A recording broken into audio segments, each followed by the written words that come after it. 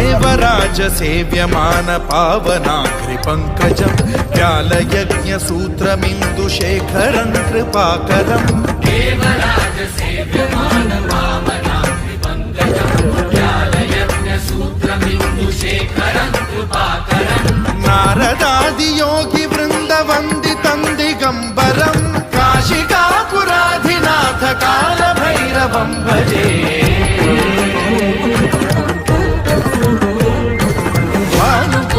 भास्वरं भवाब्धिकारकं पदं नीलकण्ठमीप्सितार्थदायकं त्रिलोचनं कालकालमम्बुजाक्षमक्षशूलमक्षरं काशिकापुराधिनाथ कालभैरवं भजे।